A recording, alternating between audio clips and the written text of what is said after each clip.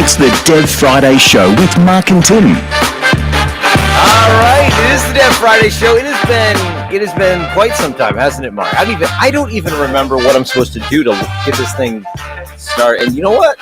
I still haven't mixed the past couple shows. They're still not quite there. Tim, all I know is that I miss you terribly. Oh, you're a little loud there. Let's see what we can do about loud. that. Yeah, it's a little hot, little over. Yeah, a little bit. You might be able to adjust that. I apparently have a baby downstairs that is not happy that I've said that she shouldn't be climbing up the stairs to the loft. So hey, it's a normal Friday for us now. And it's been some time. It's been a couple weeks, yeah. And once again, we start the show very chaotically and chaotically. Is that a word?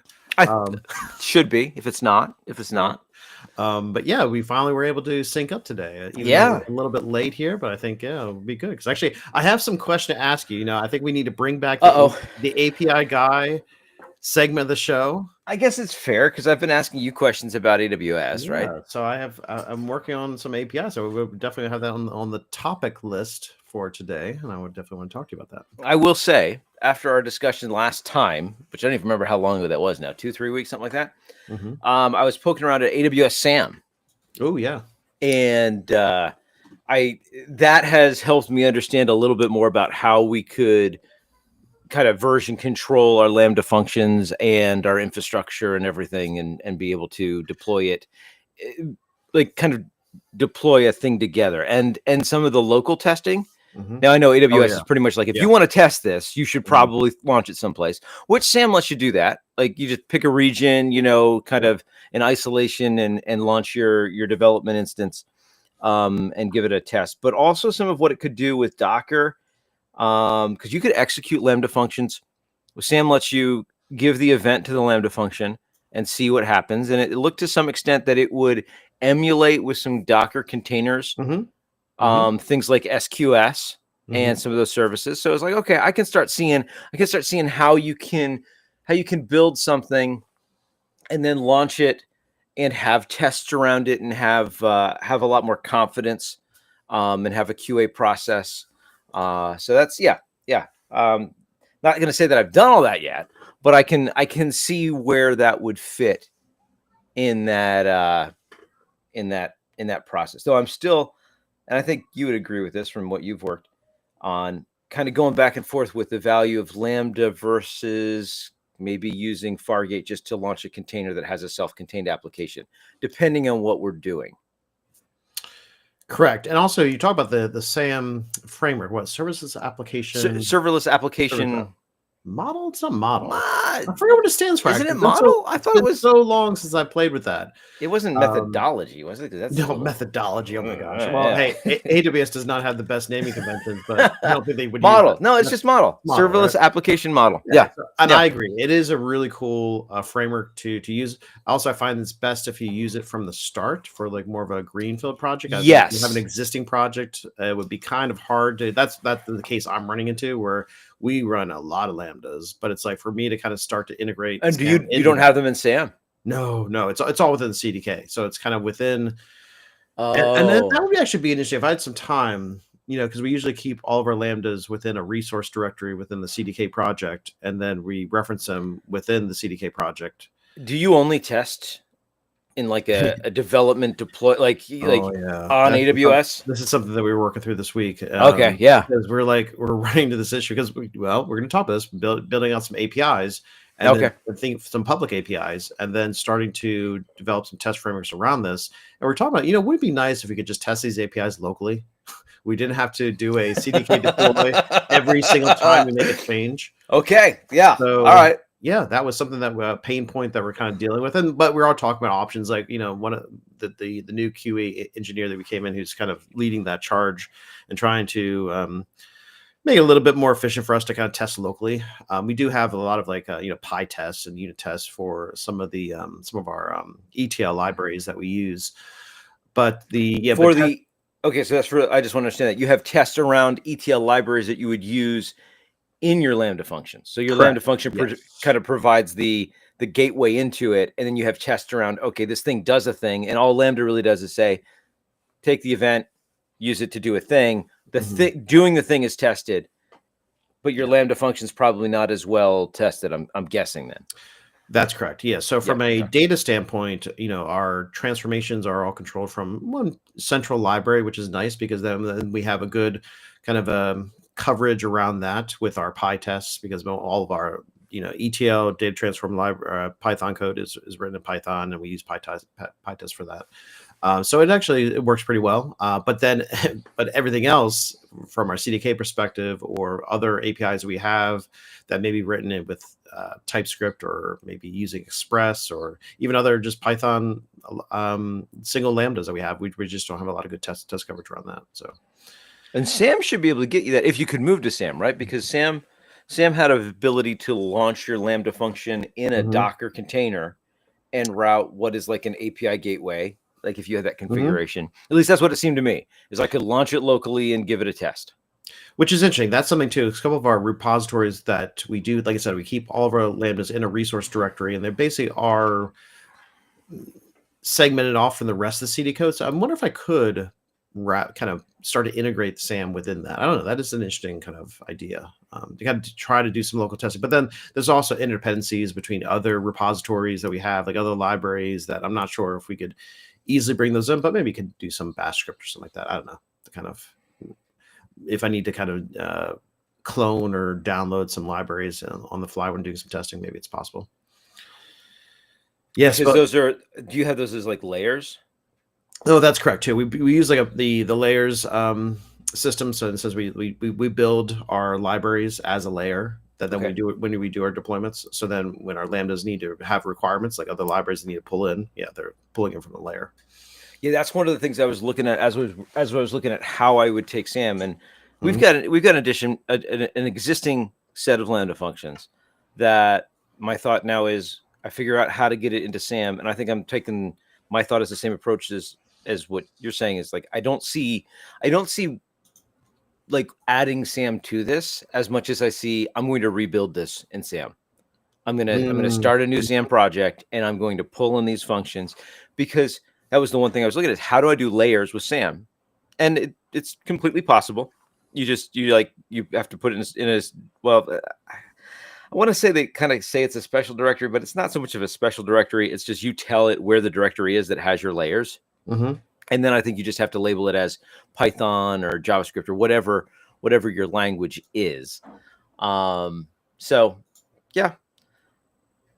Yeah, I was looking at how we would do that. So if you were going to go to SAM, you'd have the layer right there. That's correct. Yeah, because it would be in the Yep. And then there was a lot that I was looking at, like, well, how do I tell my local Python interpreter, like, hey, because if I'm doing stuff in PyCharm, how do I tell PyCharm these things are available, and kind of digging in, how do you configure PyCharm to know that whatever is in the layer is available to all your functions, so it can do the code complete and have that understanding. So I've got a lot of info that I haven't actually done yet, but that's in the next step. But we're still. I'm also weighing, like, what's the value of Lambda in this particular context? Which, think of it as like a bunch of APIs that power a web app type of a thing, like a standalone client-side web app. What's the value of Lambda versus just spinning up a very simple PHP API in a container and throwing it on Fargate? Well, is this application event driven, or do you have like a front end for this that's written in like HTML, JavaScript, and then referencing the Lambda functions to pull in data? Yep, pretty much. To hydrate the page? Yeah, pretty much. So that's what you're doing? Yeah. So you're comparing that to, well, the interesting fact of, like, you have the benefit of S3 and having your CloudFront to distribute. We'd still distribute the application the same way. I'm just curious, is like, because there's some things that running a container-based API that would actually reference your data. Well, because the benefit of Lambda, the fact is basically it's very cheap from when that event happens. When you need the data, when you pull the data, if the cold start isn't too much of an issue for you, if you're not pulling in too much from a package standpoint, then it's very cheap, right? Also very cheap and very fast, depending upon the cold start. Yeah, and the cold start has hurt us a little bit. Like I can see it. Well, it's you feel it. You feel it. You feel it. Yeah, you feel it. Yeah. But there's some other things that I know we have to work on, because like some of our Lambda functions that hit data behind the scenes, they run slower. And it's like, I don't know if it's just some AWS configuration that's however we have it hitting our data store. Might need to figure more of that out. But it's not just that. It's the fact that, I mean, what is it? It's March, so it's obvious time for me to say, if you want to see me in person, I will be at PHP Tech. And you can get your tickets now at, I think it's phptech.io. I don't know. So it's time for me to say that, which is also, I just add that context because obviously I'm a PHP developer. Oh, right? Like, I didn't know that. Really? You didn't know, really? Yeah. No, wow. So the language that I'm familiar with is PHP. And I spent a decent amount of time when I'm working these Lambda functions going, how do you do that in Python? I mean, it's close enough that once you get used to it, it's like, okay, I get that. But the libraries that I'd pull from, especially when building APIs, because we have a very structured way of building. Well, it's not. I shouldn't say it that way. It's not probably nearly as structured as some other places. We use HAL, which is a very lightweight hypermedia specification that gives you a couple of guidelines. Basically, there should be underscore links, and if you want to embed data, it should be underscore embedded. And we have ways to quickly take objects and turn them into that format in PHP. So if I want to replicate that same stuff in Python, it's like, well, I don't even know what libraries I would go and reach for, because the libraries I do that with in PHP are both open source libraries that I'm familiar with and use, and some code that we've written in PHP. So like if I'm missing out on that if I'm trying to develop this API in Python. So it's not just the weighing the cost factor of Lambda functions against the little bit of a cold start. It's also just like, if it's going to cost me, what's it going to cost me? $100 a month to run a really small EC2 instance and have this up? Is that worth it for the development ease of me not having to context switch from PHP to Python and have all the packages and libraries? Because then we can come and say, well, you could run PHP in Lambda, which you can do, but PHP wasn't really designed to be run that way. If you look at what FPM is, it keeps the cold start issue. Like that's what FPM is trying to solve, which says we will keep a PHP process warm and running. Wait, let's provide me some information about FPM. FPM. Actually, I do not know much about that. So PHP FPM, I would have to shoot. Why did I even say it? Because I knew you'd ask. I got to look at what it stands for. My interest there. I've never heard about this before. Okay, so. FPM, Fast CGI Process Manager. Okay. So, and here, I'm sorry, there's going to be ops people that listen. If there's ops people, I don't know. If you're an ops person out there, you listen to ops people. If you're listening to ops people, you're probably going to be screaming right now at whatever device you're listening on. And by the way, if you're watching this live in this cloud world, are we all ops people? Maybe. If you're watching this live, you'd be screaming at, say, YouTube or LinkedIn or even in Twitch. I guess we're on Twitch. But the best place to listen to this is devfridayshow.com. It's been so long since we've done this before. We don't remember the URL. I don't even know. We don't even push a release to our website. We don't even know what the domain name is. Yeah, and if you're listening there, you're definitely not listening today, because this is live and I've not mixed it yet, and I still have to do last shows. So I'll get them up there eventually, but the quality should be better. The quality should be really on point. The audio quality here not as good. So, but anyway, wherever these ops people are listening to, they're probably going to yell at me in a little bit. But all right, PHP FPM. So I think, and again, this is a developer talking. Originally, like the way PHP would run is a web request would come to a server, Apache, right? And Apache would be like, oh, it's a PHP request. I'm going to go off and I'm going to pass this to the PHP interpreter. PHP interpreter would say, let's get things running, guys. Let's start up a process. We're gonna grab this file. Oh, wait, no, there's instructions when I start up a process. Maybe because PHP allows you to have some cold, I forget what it is, like some PHP scripts that might run first. So I'll load them up, then I'll look at the script that you're giving me, and I'll see, oh, and it has includes too. I'll include those in memory, and I've got opcache, which is great. I won't have to include things many times as long as I keep running. But then at the end of that request, I'm like, hey, I'm done. So we need to keep the PHP interpreter running Oh yeah. if we want Yep. the benefit of in-memory op cache and things like that, which I think we Yep. had before Makes without sense. the process running, because I think we could use something that wasn't tied to the process. I don't really know. It's fuzzy. But what FPM comes along and says, we are going to keep PHP running. And then every time you give me a script, I'm going to fork the process and I'm going to have it run right then. So you get rid of all the boot time for PHP. It forks And the process. I think it, sorry, You know, I think because it does. where my mind was going, Tim, as you're describing this, I was like, they turned PHP into Ruby. But it's interesting the last thing you just said, though, forking the process. No, because it's not. So it makes it another process. So yes, like Ruby's kind of a single process that no. We are still, each request is still isolated. Interesting. So there's no shared state or anything, because that's in, if you want to talk about what PHP is good for, it's that we don't have the complexity of long running. Now you can run, obviously, because in PHP there's 7 different ways to do them. Most of them are wrong. One of them might be right. And if we say you shouldn't do it, we probably still give you a way to do it. So yes, you can run stateful PHP. PHP can be its own web server, just like Ruby, right? Like it can. Should it? Only if you know what you're doing and the context around it is. Yeah, you could just run what is it, like PHP dev like server or something or other? No, that's the local. That's the local server. That's not like run out of production. No. But that's not even what I'm talking about. I'm talking about like async PHP or I forget the projects now. How do we get off on this anyway? Whatever. I love to get you to ramble about PHP. It's funny. What PHP does is it PHP FPM does. It has a bunch of, like, I don't know what they are exactly. I don't know if it's fork process, but they've got a bunch of things that are ready to go. You don't have the boot time. You just pass it your instructions. And if you've already loaded in files, if you've already processed a PHP file, it's probably in the op cache. So you don't have to do all the work of interpreting it and turning it into opcodes again. So once one file has been processed and it's in op cache, you don't have to do that step anymore. Yeah. So PHP FPM gets fast about handling the same types of requests. Interesting.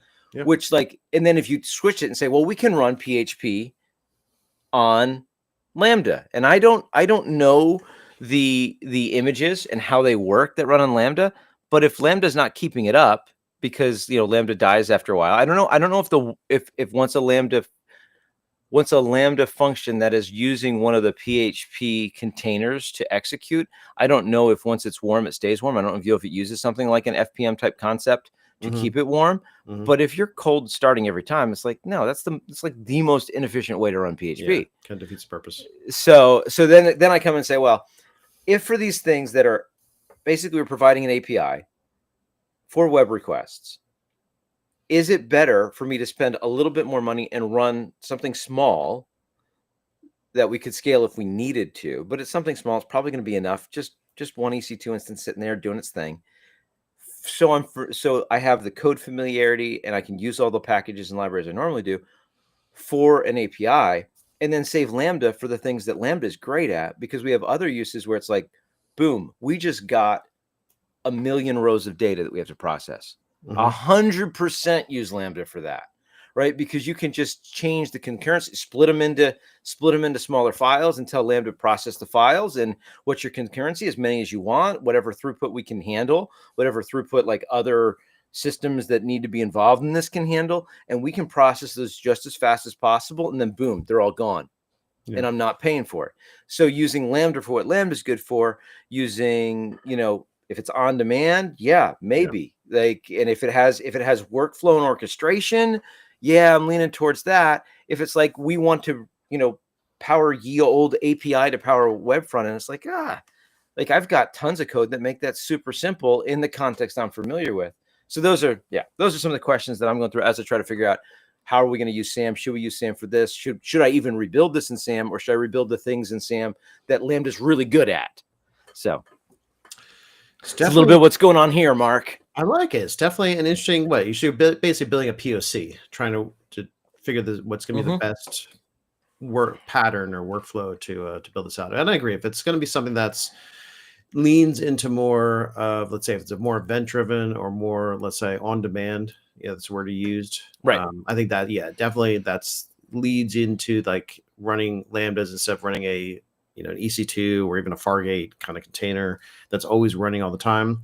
Because like I said, depending upon what you're trying to do, you do feel that cold start. It is interesting, unless it's something that also, well, if you're hitting it all the time, then you don't feel the cold start as much. It depends on how frequently it's accessed. So yeah, it's definitely, it's an interesting kind of debate in a sense to kind of, should you use Lambda or should you use a container or a long running process? And yeah, it goes back to the requirements and how much you're going to access it. Yeah. And for us, even like I said, more than that, it's even the context, what we're familiar with, what the team's familiar with, and if it's worth. That's a little bit of an upfront. I would agree, especially depending on what's your deadline, since like how fast you need to get this done. So if the familiarity of the platform and the language, I think that would be. But if you have time, like say if you're just building a POC and you're just trying to work this out, and then depending upon the size of the project, you can always switch languages, something like that. Yeah, it's just like I know I'd be writing more because I've written with Copilot, Tim, and Q, and all these tools that we have now. Have you used Cursor yet? I've not used Cursor. Now, is that where the AI is built into the editor? Like, yes, the ID is like I don't like that. Just now I'm getting into cranky old developer now. Yeah, the idea of the AI is totally taking over my editor. I have no control over it. So we're having a conversation the other day, and I was pointing out how JetBrains, this is what got me into Cursor, because I've seen some people post about Cursor, and it's not the I don't know how to say it, but like you can see the accounts that are we're just, I don't even know how I want to say it, but like you see that they're posting, hey, I built this game with AI, like AI built a Tetris clone in 30 minutes, chatting with AI, built this Tetris clone. You're like, okay, yes, of course it built the Tetris clone because like all that code is out there. Like, it's open source and they just read it and basically reconstituted it. And you said that it built it and it didn't. And you're just doing it because you're pushing the boundary. You want to see what AI can do. And that's that type of account. It's like, it's an AI. It's someone who's firmly in the AI and the large language model space that is showing the example of what can be done. With Cursor, I've seen the posts from developers that I know who are using it and saying, yeah, it would have, like the literal, like I build applications. So it would have taken me half a day to do this in Laravel or a day to do this and build a real simple, CRUD style app that had login in this. And with Cursor, I did it in 2 hours. Again, because a lot of it is boilerplate. And you're just, because that's where it excels. If you can say, just build me the example, but with these actual constraints that make it slightly different, and it is just copy and pasted example code, and it is that tedium as a developer where you're just like, we do this every time, but I have to do it by hand because it has to be just slightly different for this context. What is it? Yes, the usernames are emails this time. And we're also collecting your age and your favorite color for some reason. And you know what I'm saying, right? It's like, it's the same thing as every example, just with slightly data that's customized to me. And if you can tell a large language model to take your constraints and take the example code and marry it together, yeah, it can move a lot faster. So anyway, I was showing JetBrains in their AI assistant. You can choose the model now. I don't know. Did we talk about this? No, I don't know if we talked since I noticed that. It's been so long since we talked to him. So that's true. But their AI assistant, which I would have, when I started playing with it, I ranked not quite as useful as Copilot. But now you can select GPT-4, 01, 01 you're Mini. Talking within the JetBrains product. Okay. Gemini Pro, Gemini Flash, Claude Sonnet. I've never used Cursor before, even though I know people are talking about it all the time. So and that's not a JetBrains product either. That's like an open source.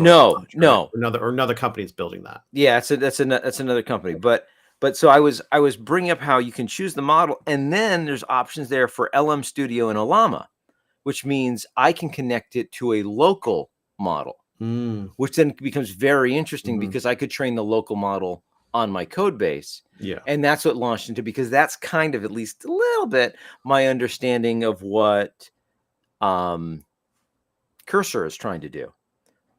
It has better context around the whole project repository. Right. So you just honestly, that's my biggest issue with AI. So I mean, You I should point it try to now. it and you say like, hey, how do I build? Because I tried it. I tried it with AI Assistant and JetBrains. I took away all the context. So I took away all of my open tabs, right? And it's like, you're in a repository. And I asked it the question, how would I build an API endpoint here? And it just gave me generic. Oh, it looks like you're doing PHP. So this is how you would do an API in Laravel. This is how you do an API in Symfony. And I'm like, well, no, I want to know how APIs are in this code base. And I haven't got to that point yet in asking that question to Cursor, but that's kind of the promise that, at least as I see it, that Cursor wants to give you, is contextually aware of your code base. Can I? I'm just starting to look at this now. Yeah. Because I'm curious about, because we do have policies with our organization. Let's say we use Amazon Q, right? Because we have the enterprise plan for that. There's a checkbox that says don't share. So that's what I'm wondering. So if I have my repository open, maybe a set of repositories, that'd be great too, because we have, we have basically 10 repositories that I kind of have, and they all dependencies within each other. And so if I could just open up basically a folder that has all my repositories, and then I could just train it on all those repositories and have some context around that, but then also not be public. So it wouldn't send that code someplace else. Leak your code someplace else. Yeah. Then I would actually be curious as a tool just to have it available, so I could maybe reference it here or there. Maybe it could make some suggestions on some things to do. I'm not sure if I would use it full time, but yeah, it's something I would at least try out. Yeah, I'm super interested in playing with it, because that was at least the promises I saw it. Is it would better understand your code base, and I gotta think that GitHub Copilot is getting close to that as well. Yeah, at least in the VS Code implementations. Because I knew people were using this as like a way, like it's just as an editor that's basically built around AI.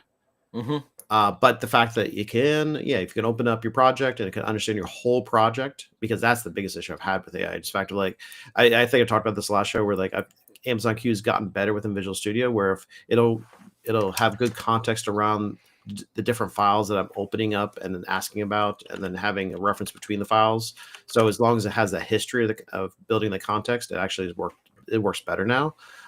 It still leads me down some rabbit holes that I have to like dig myself out of. But it seems to be working better. But I wish you could just do it by default. Like I just open up a project and would just know it.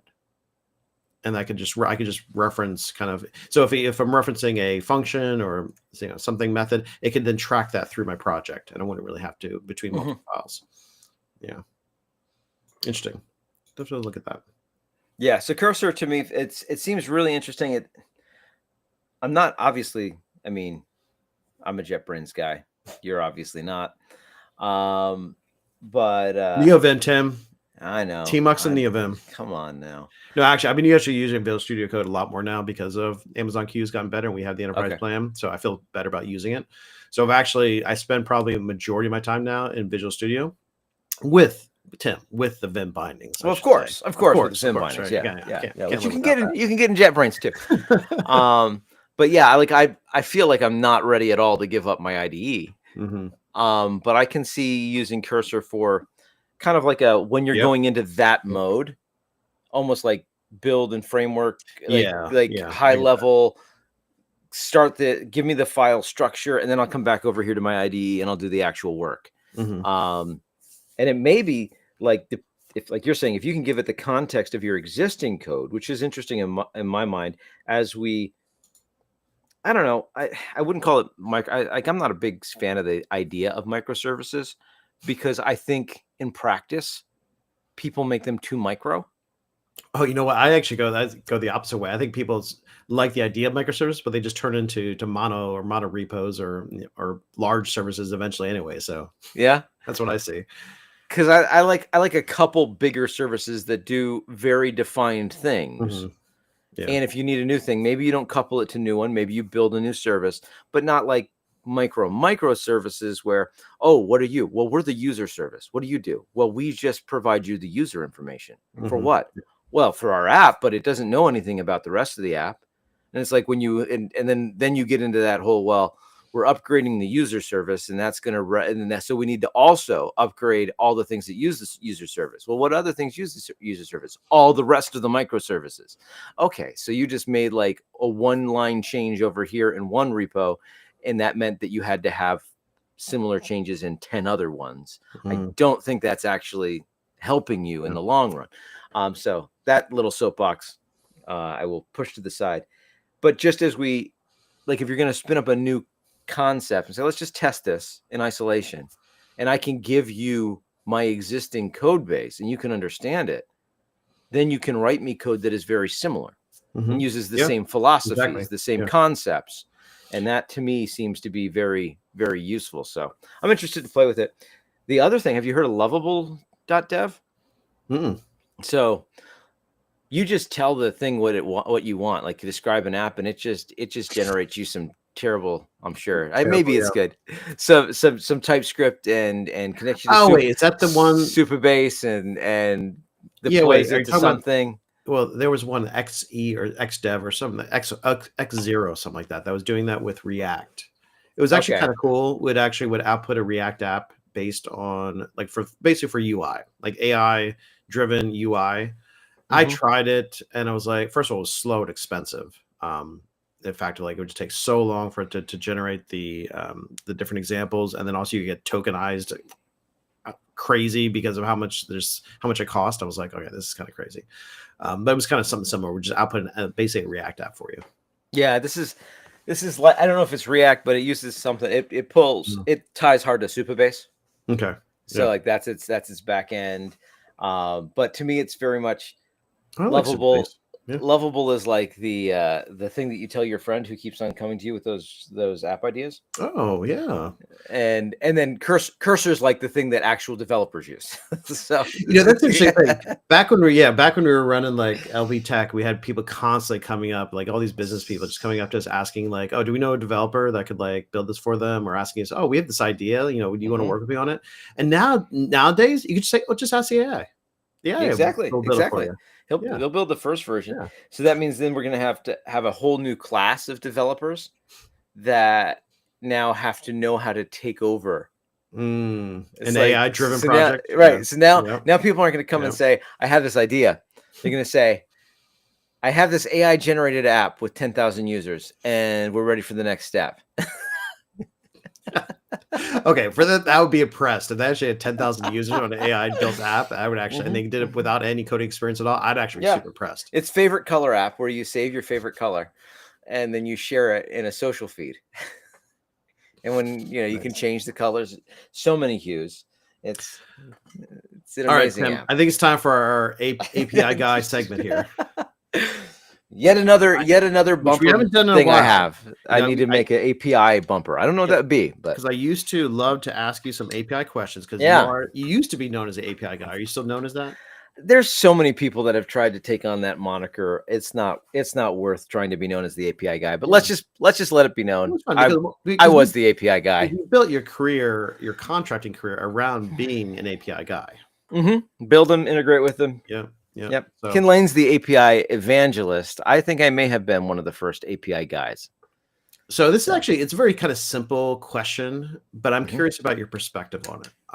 Because it was interesting that I was kind of talking this through with my team. Simple questions. Simple question, yeah. So we in my company, we actually use a lot of APIs, mostly for internal uses. So we have like APIs that are written, like we're talking about, written in either TypeScript or Python with Lambdas, and then we have running with an API gateway, and we use, but mostly for internal purposes. They're not public at all. They're mostly for all of our data pipelines. We call APIs along the way for doing different for doing different data type transactions that we want to do. So what I was doing, I'm working on integration now with a new partner, and this is going to be, we have one public API that's very kind of simple. I think I talked about on the show. Basically, it's for doing just for document transfers. Basically, it's for doing sending. We have one partner who sends us a document, and they do it through an API. That endpoint. We do the bearer token authentication, and then once they authenticate, then they pass token along with the document to an API endpoint, and then we get the file and put it on S3. So that's a very kind of simple. So what we're starting to do is to start to integrate with partners that are a little bit more open to integrating with an API first approach, with our institutions that we work on, because we mostly work with universities and colleges. They like the flat file approach, not the API first approach. But we have this interesting partner that we're working with now that's going to be doing some kind of front end applications for us. And so, but they wanted for us to send data back and forth. They're an API first integration style company. So building out some APIs for them.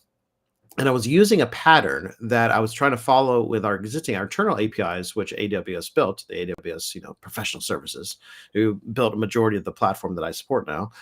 That they use most of the APIs are running with, either, like I said, we're calling through data pipelines, but a lot of them are also called from EventBridge. So with EventBridge, referencing an API endpoint and then passing a payload to that. So let's say you have like a Lambda function on the end of an API endpoint, and then you pass a payload to that would be set of parameters that would configure how the job or that Lambda is supposed to run or what's supposed to do. And so we pass that as a JSON object in the body of the request, and basically as a post. Even if we're just intending to just get data back, we're just trying to read data back. Usually with APIs, you'd use like a get with parameters, URL parameters, to pass the parameters and in order to understand what data you want to get back from that request.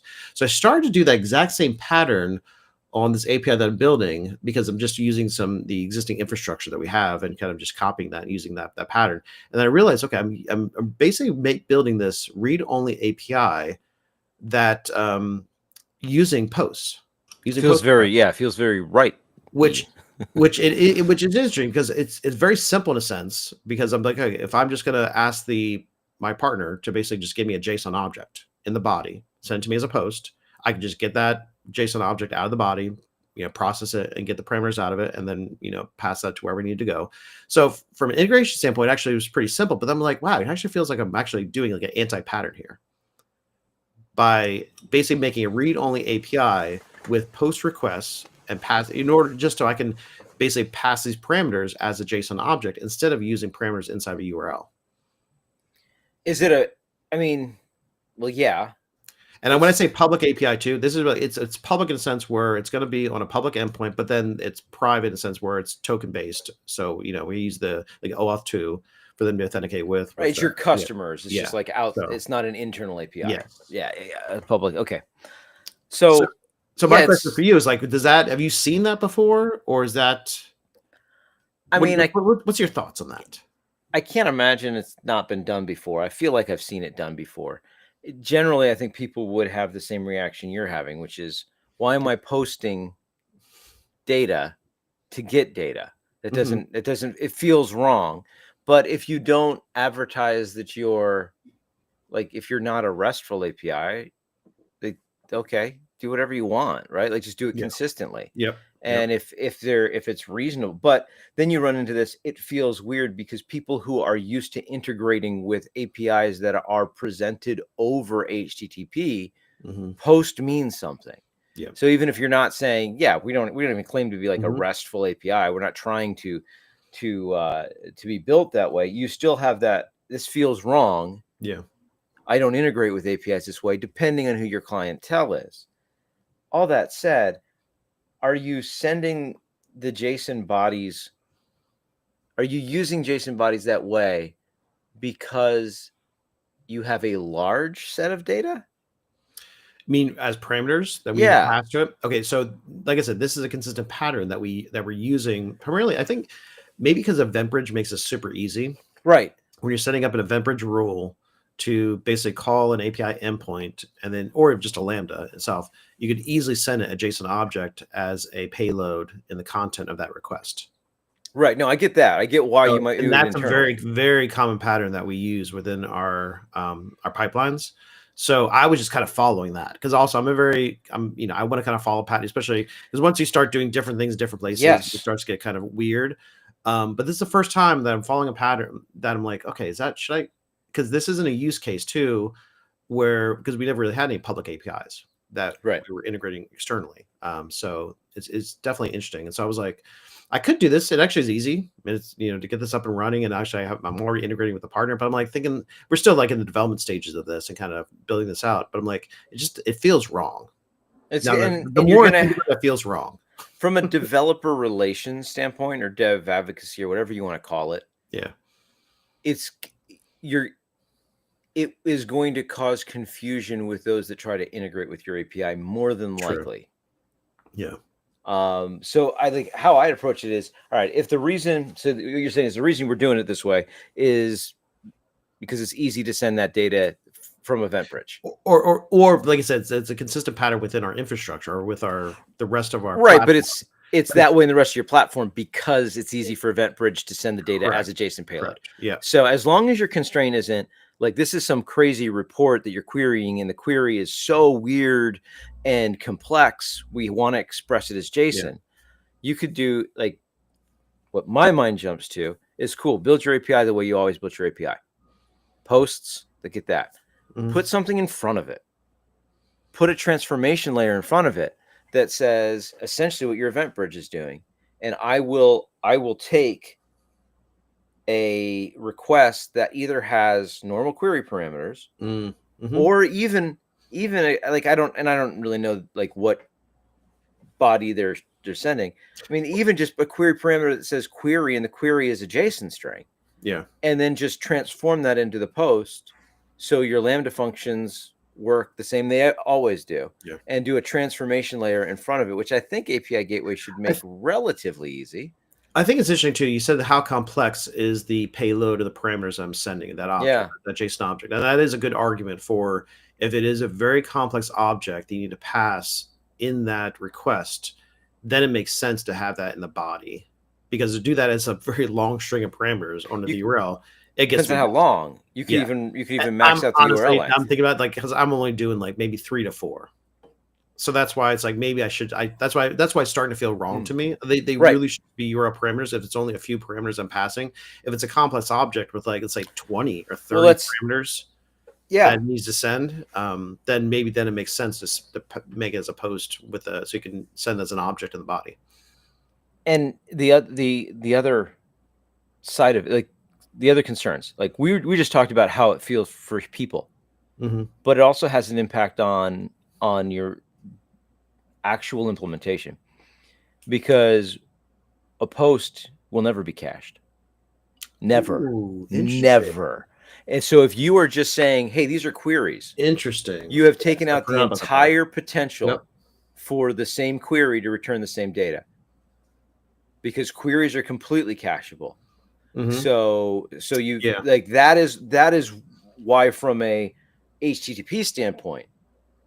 Now, if you don't want to leverage that, which is like I say, if like this is strictly just we're thinking of HTTP as a pipe, we don't care about what it provides for us. And at that point, it's like, well, we could just as simply use gRPC or some other mechanism to get data in and out.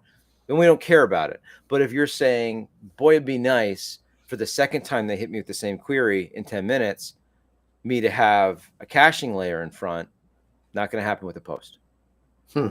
Or something happens with that because there's the other thing too about this this API I'm building out, which is actually pretty cool, which I'm actually using because I'm working on another project. I'm using Athena to actually drive the data transfer between accounts. Okay. So I'm actually because I have one account which is basically manages our data lake, another account that manages our API. Right. So it's good to kind of have separation of the two. So the one account's sort of more of a public account we have, or, it integrates with our WAF and, and everything and routing out to the public, have a public address. But the data lake's totally private, a separate account, but using Athena behind the scenes and of course we're just using, basically just glue databases for the data. So we can then reference with Athena and then have like Athena query. But then I'm also noticing too, that Athena query can take a little bit of time, especially to get the data back and forth between the accounts and then send it back out to the API. So caching is on my mind, especially long term. So thinking about, okay, long term, especially if this request is only be done maybe once or twice a day. And if it's a long running process, let's say 5 minutes or something like that, I don't know. So I have to, we're doing some, we're just working with small data sets right now, but as it's kind of scales, that was thinking about, okay, maybe we'd have to put some type of caching, if it's DynamoDB or some type of Redis in front of it. So let's say we would run the query like overnight, cache that, and then when the partner would be pulling the data back, they'd just be pulling it from the cache and it'd be super fast. You could That's interesting because you could do it that way, but at that point, you'd almost say if it wasn't cached, the data is not available. If it wasn't cached, the data's not Because available. you're saying you'd run it overnight and make sure it's there, so when your partner hits it, the data's there. Which then to me says there would be, because you're talking about not like seconds, but almost minutes for creating this data. Yeah, that means like you would never expect a web request to the API from a partner to result in fetching the data normally. Like it should be cached.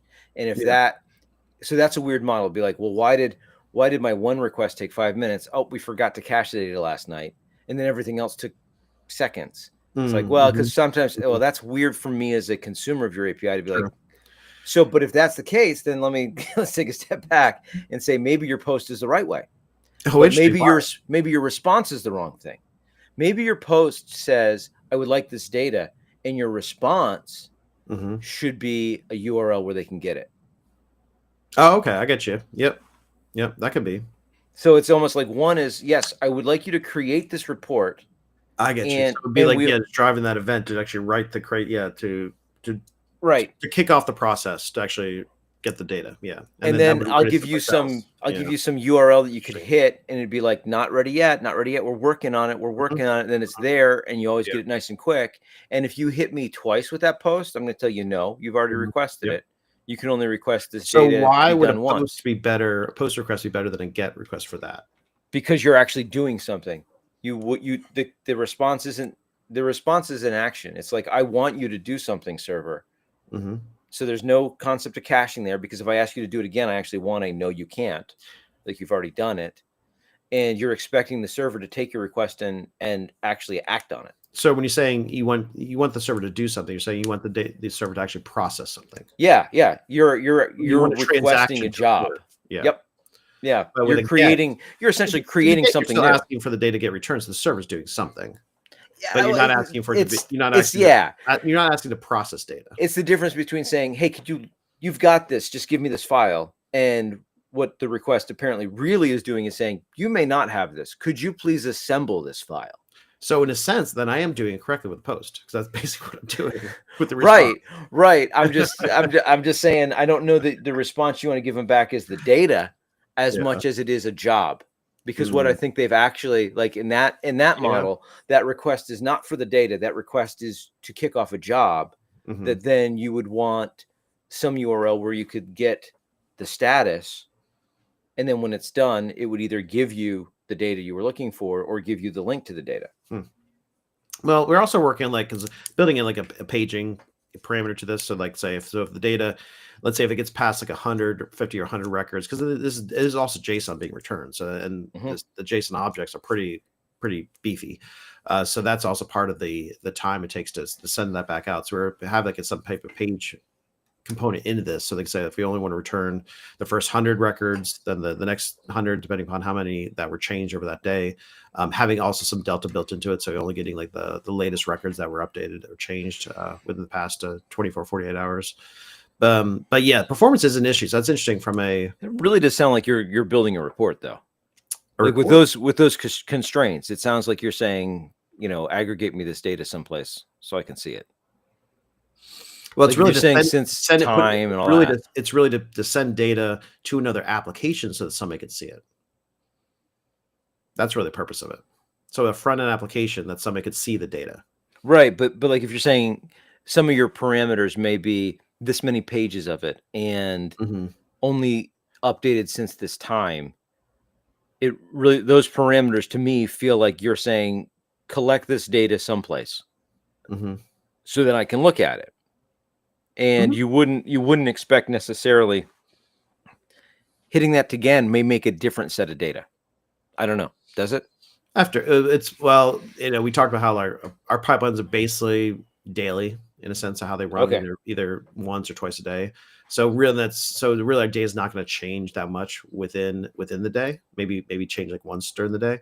And that's all that we expect too, that they're going to hit this API is really just once a day at a certain time after the day has been processed.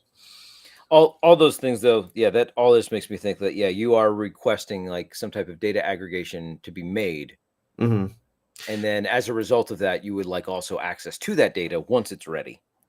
Yeah, I think that'll be interesting thing is I always thought caching is going to be something I'm going to have to deal with, especially as we scale. Like I think with the amount of data we have now, they're transferring. I don't think it's going to be that big of a deal, especially if I'm going to have like a way to page it so that when they're doing the request, they could only because it's really like I said, it's based off of like a database query that's going to be pulling this data and transferring between accounts, and that just the time it takes to do that, both for the query and then sending the data between accounts and sending back out. Having some way to limit the amount of data, but then long term as we scale, I definitely was going to look to kind of cache it some way, or like we talked about, like maybe kind of generate that output and then have it saved. Then it could then just be called.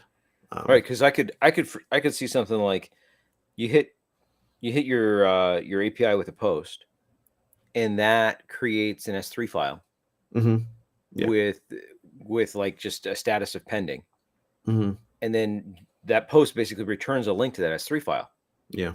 And then whatever job you kicked off that was going to create the data, once it's done, the output is some JSON structure that you put right into that S3 file. Yeah. And there you go. There's your cache. I mean, S3 is pretty good at caching stuff. Yeah. So that'll be interesting. So, but I did want to get your opinion on the get versus post. Yeah, for using post to actually just return data, not write data. So, like I said, it was something that it was interesting. It was interesting over the past couple of weeks as I was been working on this. I was just just following consistent patterns that I see within our platform, and then I was like, then this week I was like, wait, is this? I had to do a double take. I was like, this doesn't really make sense why I'm doing it this way. So I just want to get your thoughts. Have you seen that before? Or what what you think about that, because you are the API guy and know about RESTful APIs. Even I'm not trying to build a RESTful API, but just the get versus post is always interesting. Do know a thing or two about APIs. Yeah. So yeah, that's like I said, I get why you're doing it internally, like being able to and the objects to post from Event Bridge. The parameters we're sending to these jobs, because basically these lambdas also kick off jobs that we're talking about. Right, like inside of our internal API. So the payload that we're sending from the event bridge to the API is actually a very large JSON object. So it totally makes sense to do that as a JSON object. If I'm only passing 3 or 4 parameters, and like these could actually be query parameters. So I don't know. Maybe I'm not do it this right way. Yeah. I'd either like if you want to keep that same behavior, like I said, I'd do some transformation layer for the consumer, or just rethink what we say this API is, and say you're requesting data be put in a place that you can then get. Yeah. So that's it. Yeah, that's an interesting thought too. We'll see. I'll keep you updated. Yeah. Well, but it's good. Like these are good questions to ask too. Like especially in the beginning of a project, if something starts to feel like, I don't know, this is like kind of the best time. I want to make this choice now because this API is really only 4 endpoints. But it's going to turn into like something like 20 or 30 endpoints as we kind of scale this out. And also as we work with different partners, we can follow similar patterns. Oh, okay. So I'm trying to make a good choice now on how this is being built out, so that, because I don't want to start something in the wrong way that's going to be more code dead or something I have to rethink the future. So. Gotcha. Yeah. Are you still the only developer? That's a good comment. Good question. So, we like I said, I talked about the QA engineer, which is a good guy we hired, and he's starting to help me out a little bit more. He is kind of using you'd really like him. He's test first approach. Okay, awesome. You love your tests, so that's his mindset too. So that's good. So he's kind of going through and as part of this project too, he's working with me to kind of add that testing or quality layer on top of the work that we're doing, and also from an integration standpoint. And running our UAT or user acceptance testing on top of that. So that's a good help. And we do have a data engineer then starting next week. So I'm super excited about that. So he'll then be kind of helping us with some of our data pipelines and, also when we have like report requirements for the business, he'll be managing those. And so we're slowly building up the team. Yeah. I'm not the only developer. Not anymore. The only developer. Huh? All right. I still feel like the only developer. I'm still in this kind of lonely spot here. So yeah. Speaking of tests though, and my love for them. Yes. We haven't talked about tests in a while. I know. I am giving a talk at PHP Tech about tests. Oh, really? Yeah. About the value of testing. That should be a hot topic. So I want to be stampeding into the room to hear this. Is this a keynote or is this just a keynote? No, I gave the keynote at Tech a couple years ago. That was a fun one. I also see, is that a Coke Zero there, Mark? It is. It's been Coke a rough Zero? week. It's been a rough week, Tim. So have you seen the Coke Zero Orange Cream? I've seen I do the Coke Zero Cherry occasionally. Okay, they've got an orange cream, huh? Yeah. Which is, I mean, let's just face it, different. Like orange vanilla flavored Coke is different. Yeah, I've always liked a vanilla Coke though. So yeah, I think being a solo developer, only developer, thing has driven me back to drinking soda in the morning because that was something I used to do as a kid. And I was drinking just coffee to try and be a little more healthy. But yeah, I'm drinking like one before I drink coffee now. I'll drink like one soda, and then I'll spend some time a little bit later in the morning, make myself some coffee, and then I'll be good then. But yeah. Get enough caffeine to take you through the rest of the day. Yeah. But no, I'm going to talk about the value of testing. And the way I wanted to approach it, and I'm still like building out the talk, is to really think critically about it. Because yes, we can have that tests are good. All right, yeah, I guess they're good, right? Why are they good? And what value are you actually getting from it? Because you can write tests in such a way that they test that it works the way it's working now, but every time you make a change, it's tedious and hard. Because the tests are testing the wrong things. So looking at a test and asking what the value is, and we can kind of see that from BDD style test, behavior style test what the thing does, unit test like smaller pieces and how they work. And you should never test how it's implemented. You should only test what it's doing, and don't mock too much and all those things that can help make your test more valuable. But another dimension I want to bring into it is the dimension of time, of when the test is added. And if we lose value because we add the test after the fact, because I'm a huge proponent of, if I am writing the test first, I am discovering how my code will interact with the rest of the world before I write it. Because so many times you write something and then you go to test it and you're like, why is this so hard to test? Well, it's so hard to test because you didn't write it as if it was going to be called in that context. And then when you go to integrate something else with it, you're like, wait, this thing over here that's going to call this thing, it needs to give it 4 things and it only has 3. And you don't like in the context of just building whatever you were building, you're like, well, here are my needs. Yeah. And we didn't think about, well, is it really hard to give you those 4 things? But if you start by writing the test first, if you start by saying, well, I don't even have this thing yet, but I'm going to construct it. And then I'm going to call the method and I'm going to give it the things that I think make sense. Because then you automatically put yourself outside the context of just focusing on like, what is the thing supposed to do, to focus on how is it supposed to interact with other things. And I feel like there's a huge value from tests that people are just not getting because they're writing the code and then they're coming back and writing the test later. And when they write the test later, they happen to tie it really closely to the implementation. And they write tests that predict the order things are going to be called in. Well, because they know the order. But if I've not written it yet, I'm not going to do stuff like predict the order things are called in unless it matters. That's also dependent upon, you need to have good requirements in place too to build this test around. So if you have like very kind of loose requirements, does it make it a little more difficult to build the test first? It may, but are you going to discover the requirements as you write the code?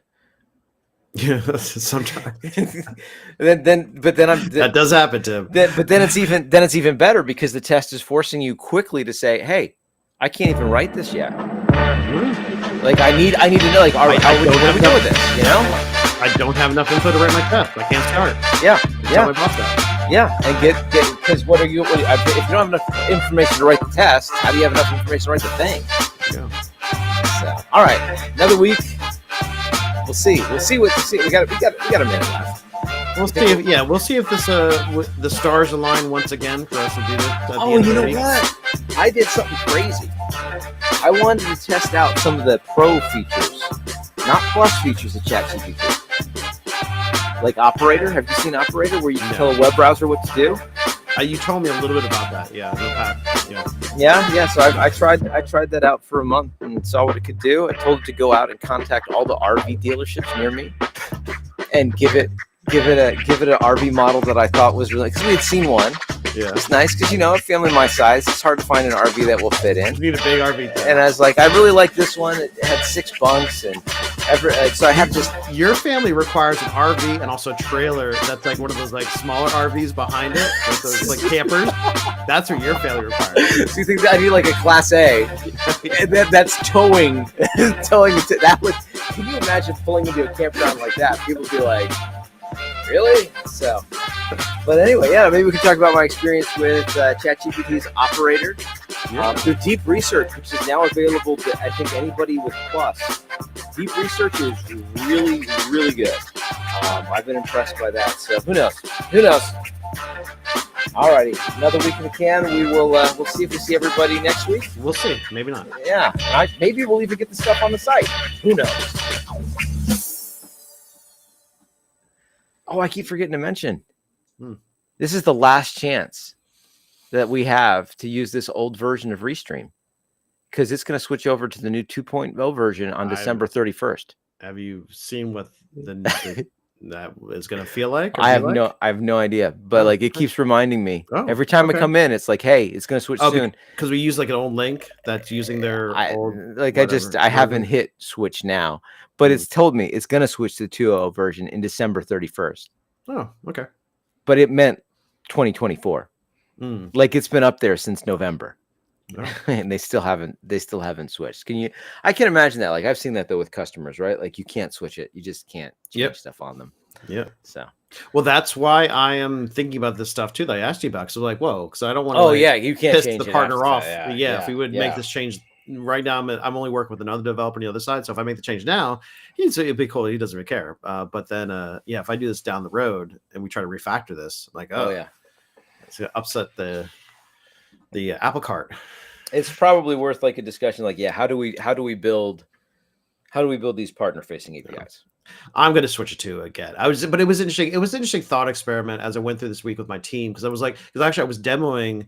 What I did was I just got the API infrastructure in place, and basically what we're doing now for the initial integration is just turning just static JSON. So some mock data, just so they could start to see all the fields that we're sending them, with just some sample data, and then they could start their integration on their end, just to get the API up there so they could authenticate with and be able to get some data. But then I was like, so I was showing this to my team and how it was built so they could also start doing their own tests and start referencing. I was like, that's what I was talking about. This was like, it doesn't feel right. It doesn't. And I was like, and I started talking about that, and I was like, and they were like, yeah, because they're used to seeing the same thing I was like, when you have all these API requests through EventBridge, they see that the payloads go through, so it kind of makes sense within our platform. But yeah, now it just doesn't feel right. So yeah, but it's good. It's good to recognize that. That's what age I think brings on, right? Is that what it is? Yeah. All right. We'll keep telling ourselves that. Yeah, we'll keep telling ourselves that. All right.